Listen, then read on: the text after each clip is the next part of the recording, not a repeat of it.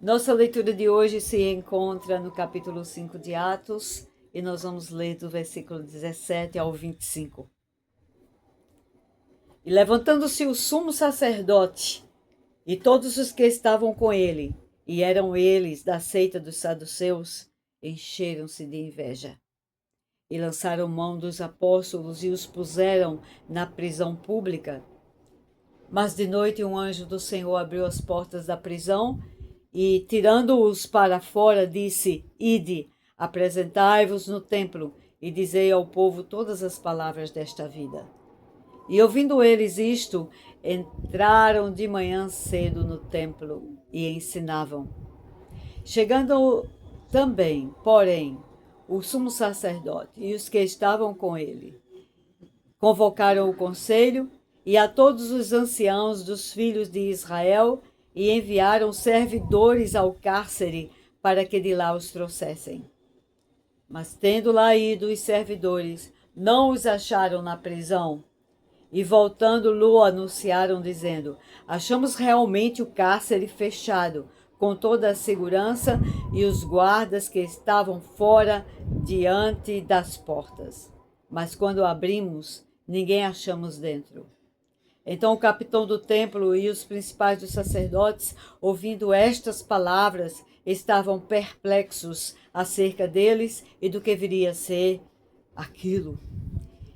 E chegando anunciou-lhes, dizendo: eis que os homens que encerraste na prisão estão no templo e ensinam ao povo. Nós vimos na passagem anterior que Deus fazia maravilhas através dos apóstolos. O Espírito Santo conduzindo toda a ministração, conduzindo sinais e prodígios eram feitos, vidas eram salvas, libertas, cheias do Espírito Santo, convertidas, transformadas. Então Deus estava fazendo maravilhas, não só em Jerusalém, como também nas cidades circunvizinhas, visto que as pessoas conheciam o que estava acontecendo e traziam para os apóstolos doentes, enfermos, endemoniados. Então as pessoas das cidades vizinhas estavam também sendo abençoadas pelo derramar do Espírito Santo e pelas ministrações através dos apóstolos. E então isso fomentou, gerou uma inveja no sumo sacerdote e nos religiosos da época. Então eles se uniram, eles se juntaram, sumos sacerdotes e aqueles que aqui está dito claramente da seita dos saduceus. Porque os saduceus não criam na ressurreição, nós já informamos isto aqui, e a principal mensagem era do Cristo ressurreto, da glória de Deus, sendo manifesta agora através dos discípulos, porque o Cristo ressurreto estava em cima, acima de tudo e de todos com o Pai.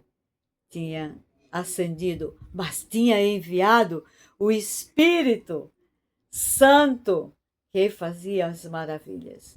Eles não entendiam isso, porque estavam na sua carnalidade, na sua incredulidade, cheios de inveja, pegaram os apóstolos, colocaram em prisão, e uma prisão pública. É importante destacar que a prisão pública tomava um sentido de que todos ficavam sabendo do que acontecia ali. Então, estava público, notório, conhecido o que eles tinham feito com os apóstolos. Prenderam os apóstolos sem causa, sem justificativa. Mas à noite, o anjo do Senhor chega e ele abre as portas da prisão.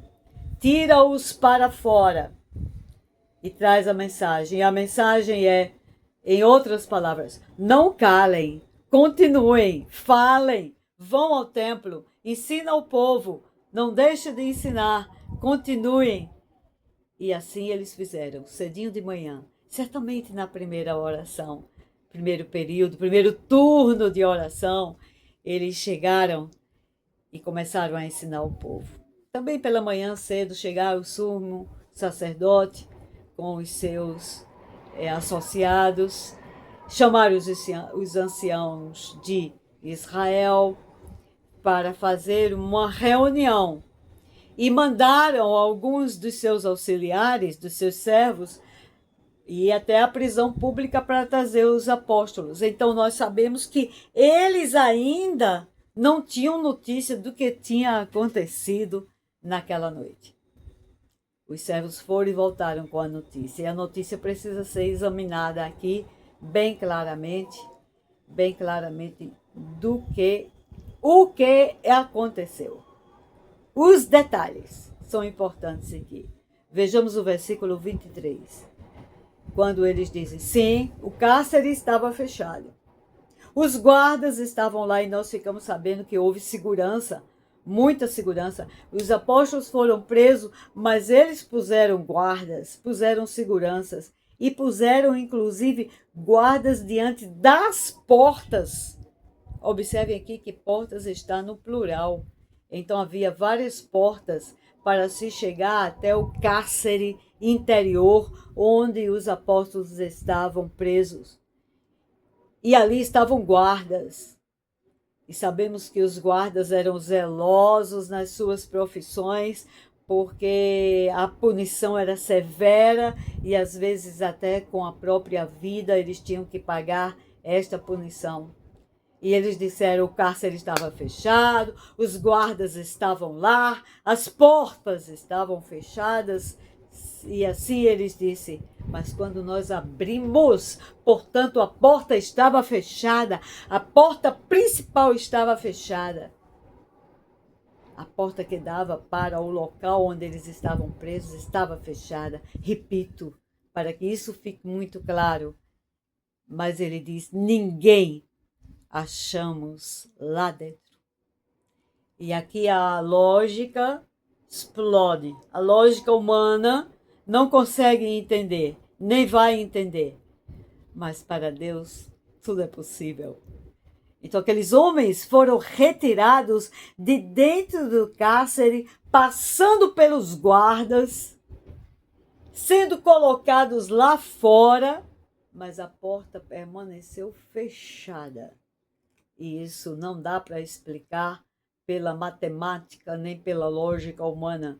Não dá, mas é verdade que quando o sobrenatural entra em ação, não há explicações.